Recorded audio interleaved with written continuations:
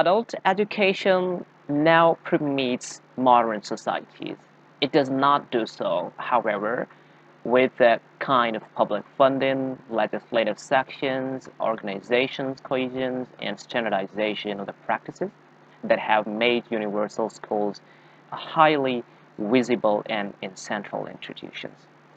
Precise, substantive definition and classification of adult education is frustrated by the great and changing variety that characterizes the field. The complex circumstances of adult life and development led to the informal, non-formal, and formal pursuits of education for many different purposes. In response to an intricate area of social life, economical and political conditions, formal and non-formal organizations from multi-state international agencies, corporations to local recreational clubs, sports, and developmental educational programs are going in a wave. In consequence of the elective professions in occupations, disciplines, and practices and forms at the divisions of adult education labors.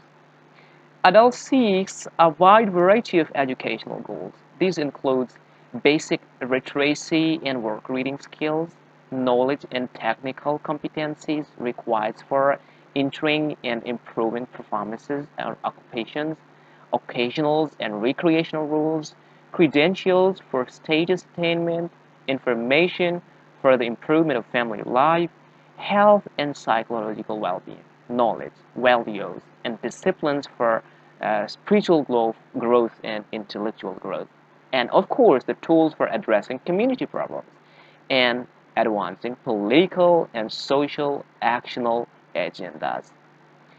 An equally diverse set of organizations provide such educations. Publishers and producers of printing and electronic medias, and growing markets of informal education and the production that range from golf tutorials from tape lectures of the history of philosophy. A large and rapidly expanding informal sector, educational organizations that are not part of formal systems or formal school systems, and they are non-formal, are now mobilizes very considerable resource of educators that are the businesses, government agencies, not-profit organizations, trade employees to enhance their productivity. Organizational effectiveness and demonstrated satisfaction to support innovations in the products and services and as an employment benefit towards the workers. The priority schools of training companies seek profits by providing similar trainings to both business and the administration. National, regional, and governments fund these informal educations to promote economical development in society because it's essential.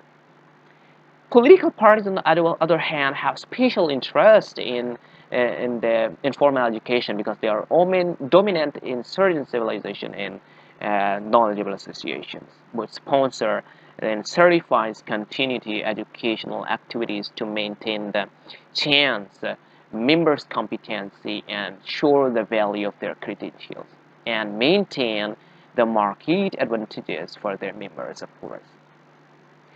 Other major providers of the non-formal education programs are expressively targeting adults and the new members in libraries, and museums, and the armed forces prison system, charitable fraternal services, and cultural associations, and the healthcare ministry.